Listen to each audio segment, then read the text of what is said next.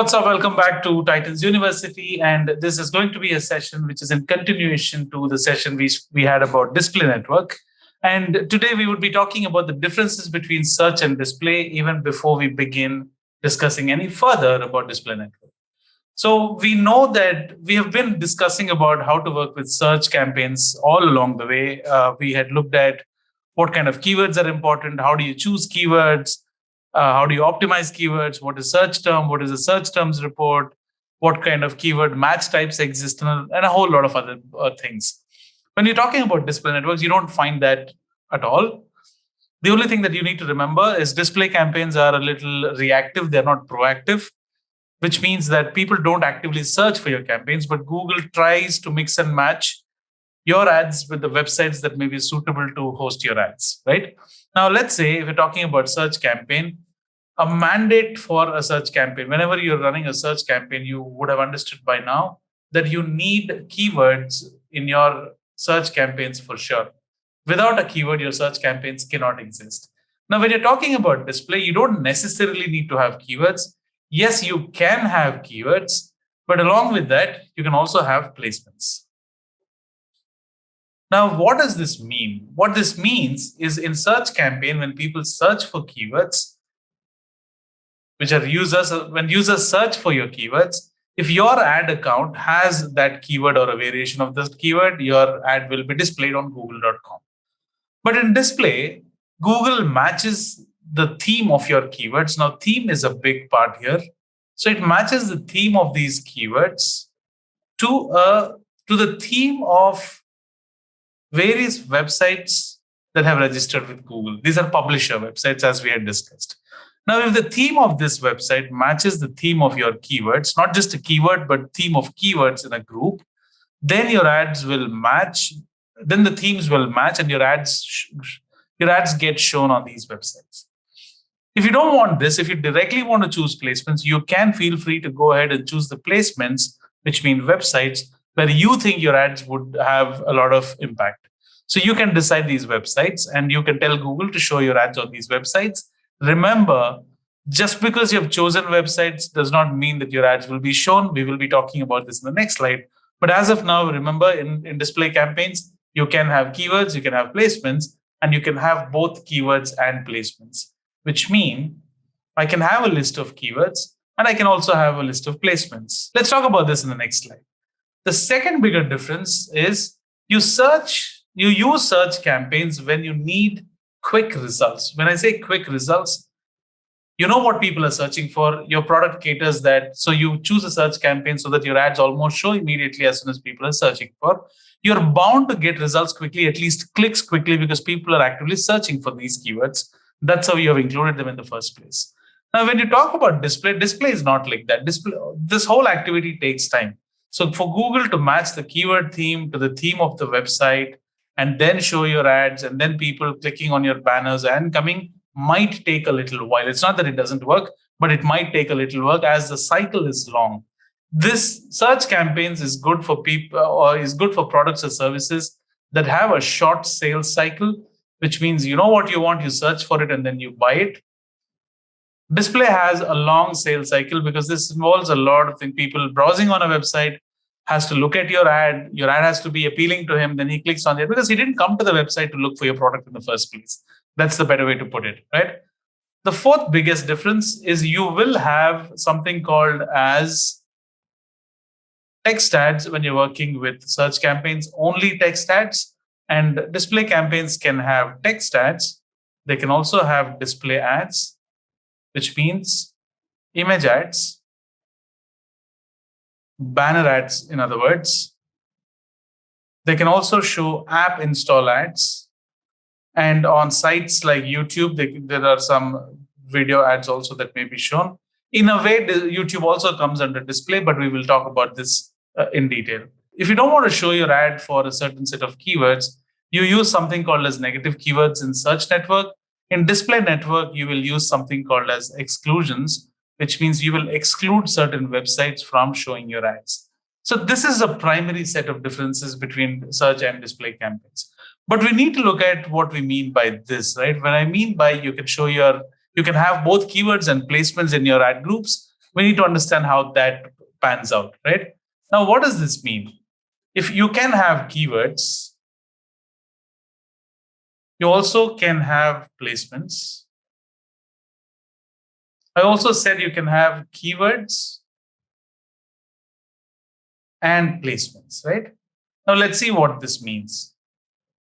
If I have a set of keywords in my Google Ads account, so this is my Google Ads account, I have included a set of keywords. Let's say these are all talking about books, right?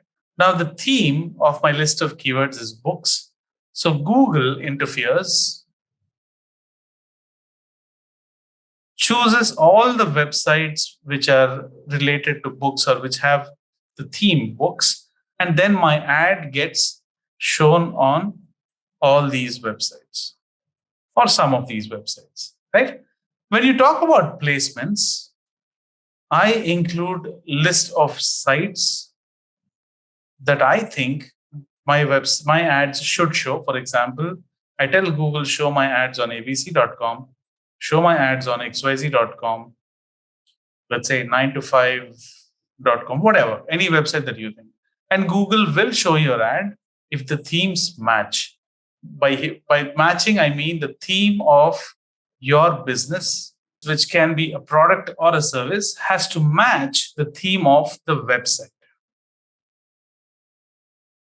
Only then Google will show your ad on these placements. Now, when we talk about having keywords and placements, now this is kind of interesting. Now, let's say we are talking about furniture. So Amazon.com is a placement that I choose. Let's say furniture.com is another website. Let's say homefurniture.com is another website. Now, who chooses these placements? I have chosen these placements. Now, let's say you also have another site called Health Today, healthtoday.com. Now, for example, if this is a popular website, I thought maybe I should show on this website, which is healthtoday.com. And my keywords are home furniture. I'm just using F for the word furniture, or let's say furniture, office furniture. Let's say living room furniture.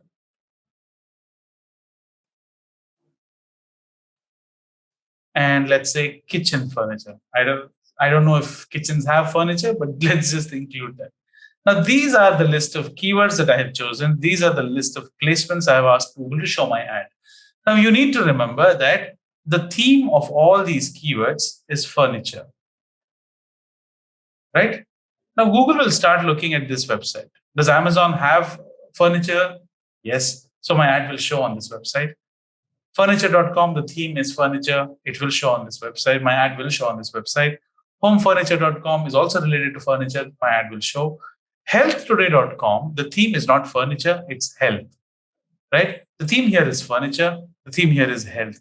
So Google may not show my ad here. Doesn't matter what your placement is, how good or how popular it is.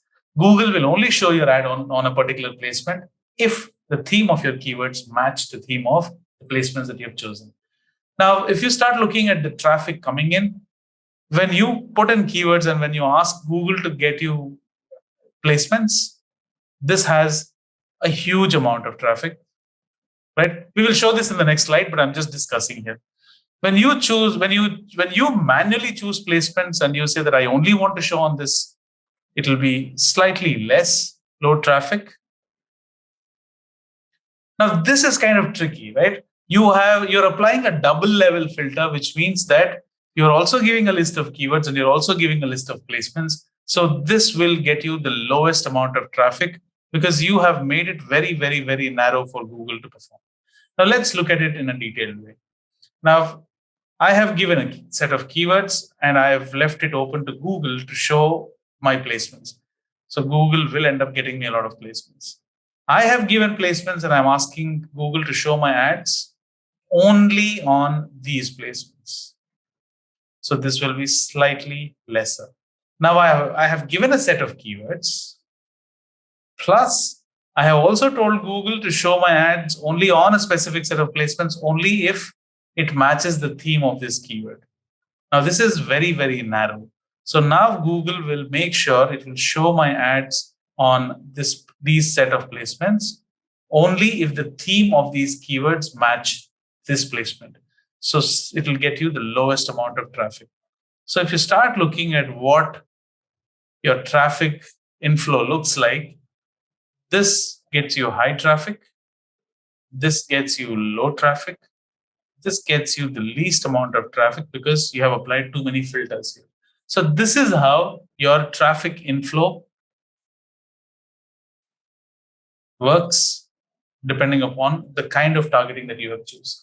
Basically, what you need to remember is in a display campaign, when you are working with display campaigns, remember you can include keywords, you can give placements, you can also include keywords and placements. That's pretty much about it.